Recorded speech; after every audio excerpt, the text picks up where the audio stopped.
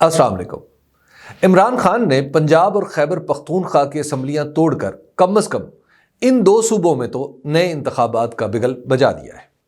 سیاست کی بساط پر آپ اسے وہ چال کہہ سکتے ہیں جو کھیل کے خاتمے کا آغاز ہے۔ اگر یہ چال کامیاب رہتی ہے تو عمران خان پر اقتدار کے دروازے کھل جائیں گے، اور اگر ناکام ہو گئی تو تحریک انصاف ہمیشہ کے لیے راندہ درگاہ قرار پائے گی۔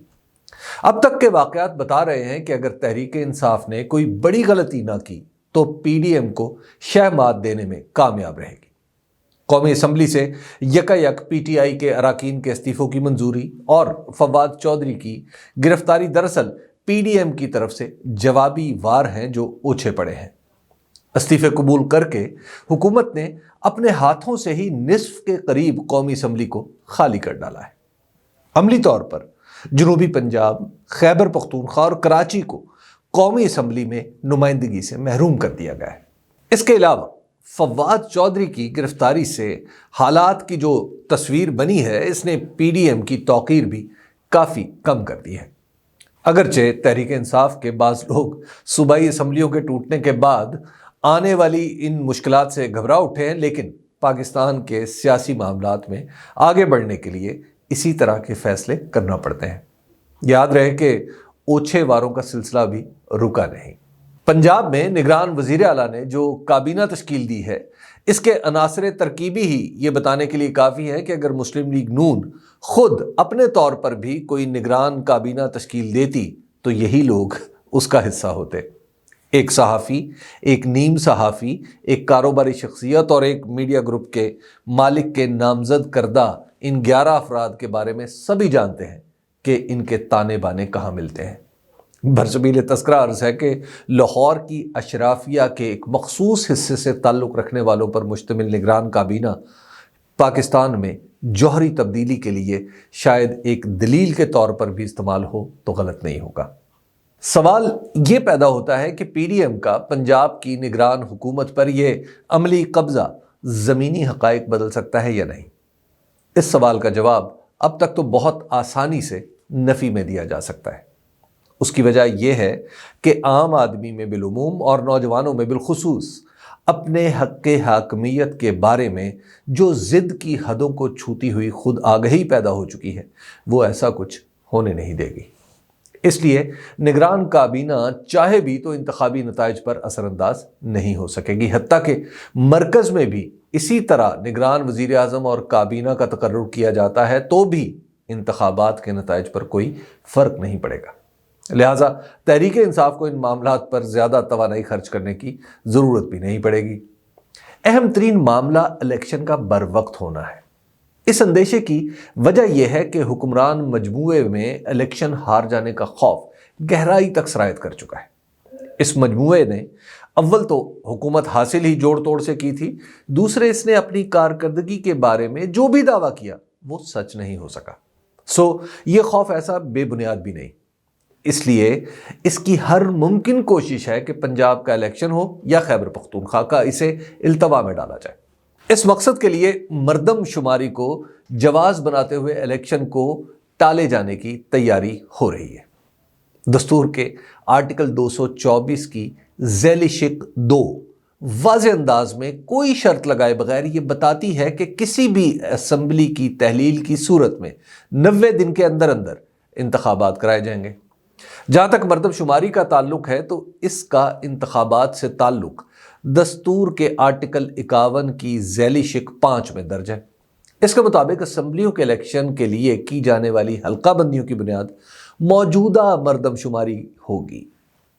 اسی اصول کے تحت 1985 سے 1997 تک 5 انتخابات 1981 کی مردم شماری کے تحت ہوئے۔ 1998 کی مردم شماری 2013 کے انتخابات میں بھی کام آئی۔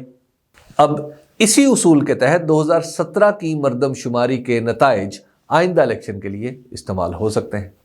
اس واضح دستوری صورت کو جانتے بوجھتے اس وقت جاری مردم شماری کو الیکشن روکنے کے لیے ایک عذر کے طور پر پیش کرنا دراصل بہانہ سازی کی بدترین قسم ہے۔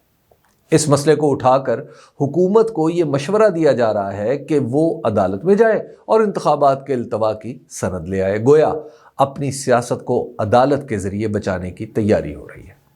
مقام شکر ہے کہ مارشل لاؤ کو چھوڑ کر ہماری عدلیہ نے کبھی انتخابات کے راستے میں رکاوٹ نہیں ڈالی، اور اب بھی مجھے تو یقین ہے کہ ایسا نہیں ہوگا۔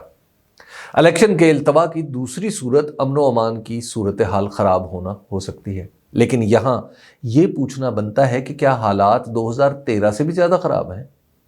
اس وقت حالت یہ تھی کہ بلوچستان میں کوئٹہ سے باہر پولنگ سٹیشن قائم کرنا بھی ناممکن دکھائی دیتا تھا۔ تب وہاں نواب غوث بخش بارزئی نگران وزیر اعلیٰ تھے اور بابر یعقوب فتح محمد چیف سیکرٹری۔ ان دونوں سے چند صحافیوں کے ہمراہ میری ملاقات انہی دنوں کوئٹہ میں ہوئی۔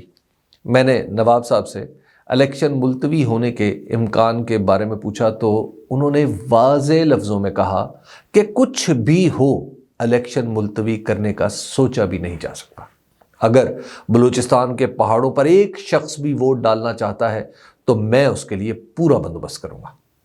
پھر دنیا نے دیکھا کہ بلوچستان میں الیکشن بھی ہوئے، حکومتیں بھی بنی اور جمہوریت ایک قدم آگے بڑھ گئی۔ پنجاب یا خیبر پختونخوا میں ایسی کوئی صورتحال درپیش نہیں جو انتخابات کے راستے میں حارج ہو۔ البتہ پی ڈی ایم کے اقدامات یہ بتا رہے ہیں کہ وہ تحریک انصاف کو غصہ دلا کر کوئی غلطی کرانا چاہتی ہے۔ ایسا لگتا ہے کہ حکومت کی حکمت عملی یہ ہے کہ تحریک انصاف اشتعال میں آ کر کچھ ایسا کرے جسے امن و امان کے لیے خطرہ قرار دے کر الیکشن آگے لے جانے کا سبب قرار دیا جا سکے۔ الیکشن کے التوا کی تیسری صورت جس پر کام ہو رہا ہے وہ نکالے جانے کا واویلا ہے۔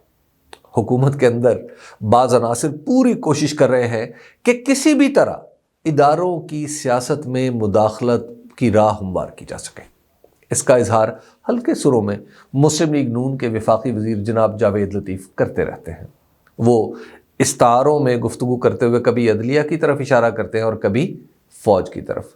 یوں معلوم ہوتا ہے کہ پی ڈی ایم چاہتی ہے کہ انہیں کوئی اقتدار سے نکال دے تاکہ یہ ایک بار پھر سے ووٹ کو عزت دو کا نعرہ لگانے سڑک پر آ جائیں۔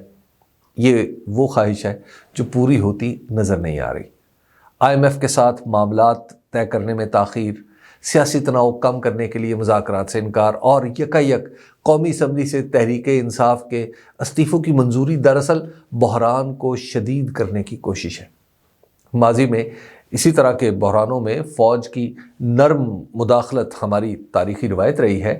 اس بار ایسا ہونا کافی مشکل ہو چکا ہے۔ اس لیے پی ڈی ایم نے حکومت کا جو جوا اپنی رضامندی سے پہنا تھا وہ کوئی دوسرا نہیں اتارے گا۔ یہ کام اسے اپنی رضامندی سے ہی کرنا ہوگا۔ قومی اسمبلی کا الیکشن اب دونوں صوبائی اسمبلیوں کے ساتھ ہو یا اپنے وقت پر اکتوبر 2023 میں، یہ فیصلہ پی ڈی ایم کو ہی کرنا ہے، اگرچہ دونوں صورتوں میں کوئی فرق نہیں پڑنے والا۔ پاکستان کے دستور میں قومی یا صوبائی اسمبلیوں کے کسی بھی صورت میں انتخابات کے طریقہ کار اور مدت پر کوئی ابہام نہیں۔ دستور کی منشا ہے کہ جب اسمبلیاں ٹوٹ جائیں تو فوری طور پر الیکشن کی طرف جانا ہے۔ ہمارے دستور کے مطابق آمر یعنی ڈکٹیٹر اس لیے آمر ہے کہ وہ الیکشن کے ذریعے اقتدار میں نہیں آتا یا وقت پر الیکشن ہونے نہیں دیتا۔ اس وقت بھی جو لوگ الیکشن روکنے کے جتن کر رہے ہیں وہ دراصل پاکستان میں آمریت کا راستہ ہموار کر رہے ہیں۔ یہ لوگ سادہ سی بات نہیں سمجھ رہے کہ 9 اپریل 2022 کو جو غلطی انہوں نے کی تھی اب اسے بھگتنے کا موسم آ چکا ہے۔